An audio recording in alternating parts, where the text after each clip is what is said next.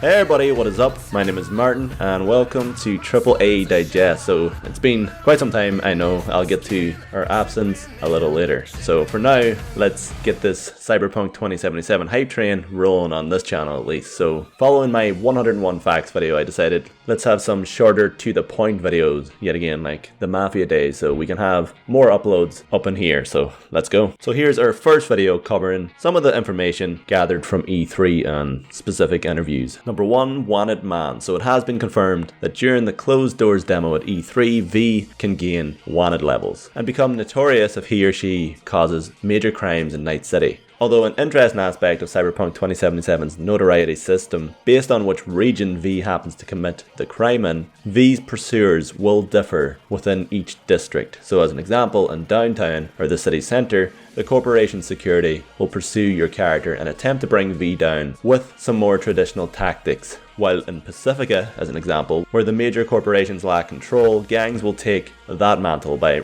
running the law and order in that area, using more ruthless and non-traditional tactics in order to stop you and defend their turf. And number 2, life paths. So another interesting component of the character creator is life paths, which will affect specific conversations and allow for unique dialogue choices throughout your playthrough, which can be chosen by the player during the creation of V's background during the character creator, allowing you to make his or her history and previous life experiences a lot more personal to the player. So this is kinda similar to Dragon Age Origins to some extent, although in that game you played one of 6 origin stories that would lead to some major or minor differences in your playthrough. So as of right now, we have 3 confirmed life paths for Cyberpunk, and the first being Nomad. So just as the name says, nomads live on the outskirts and value freedom and independence over everything. So they mostly roam the highways as gypsies and motor gangs, like something out of Mad Max. So your V will be someone who is an outcast and on the road, yet still maintain some strong family bonds. So if you do indeed wish to watch the city burn with Johnny Silverhand and oppose city leaders, then this is the life path for you.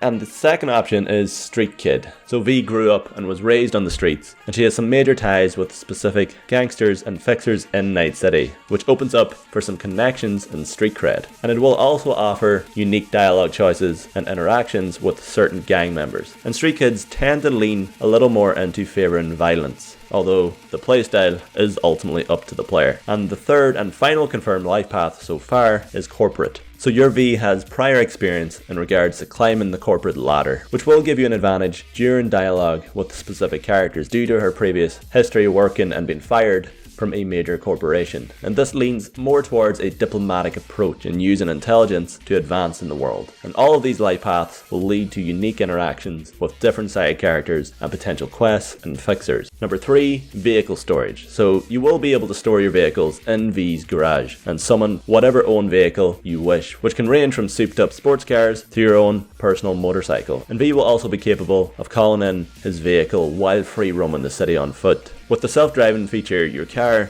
can access V's last known location for a personal pickup. And speaking of cars, we will have the choice of multiple radio stations that will have their own specific music that was created solely for the game. So a collection of original soundtracks, which we've had a taste of already, and they sound pretty badass. Number 4, multiple endings. Now, one of the more obvious confirmations we received during an interview with Young Ye at E3 2019 with Matthias Thomas Yakovich, I give it a go, name butcher, a quest director at CD Projekt Red, and he stated that Cyberpunk will have multiple endings based on the player's choices throughout their playthrough, which we expected as much considering The Witcher 3 had 3 major endings itself. Now hopefully each ending is on par with one another, as most games tend to have one true ending with multiple endings that feel tacked on, yet The Witcher 3 did quite well with their endings. So in CD Projekt Red we can trust, I think. Number 5, no loading screens. So the game will also have no loading screens, which is kind of insane for this generation on console at least, except for the initial startup of the game and if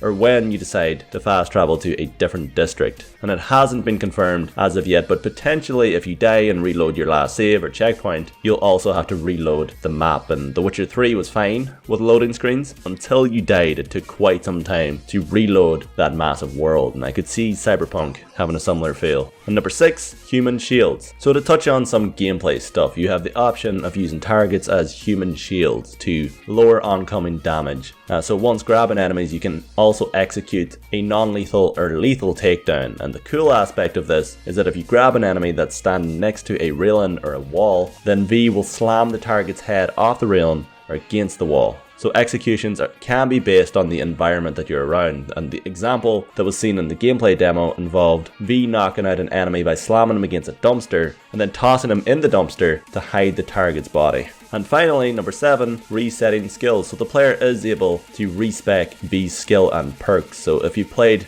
20 hours as a Netrunner-esque type character, then you can reset those stats for a more of a brawler build by replacing installed cyberware, etc. So yeah, that is the end of this video. And to touch on my absence, there honestly hasn't been many games that I'm super excited for. And I've covered Mafia, then RDR2 because I was genuinely passionate about those games. And closer to release, I will create longer facts videos like I did with RDR2, with all the known information regarding the game. So that's the idea for now, and I've already made one of those, and if you haven't seen that, I guess I'll put it in the description. But I do have a question for you guys. Apart from Cyberpunk, what was your favorite game from E3 this year? Let me know. So another Cyberpunk video tomorrow at the same time as today's, and for more content like this, stay tuned here on AAA Digest.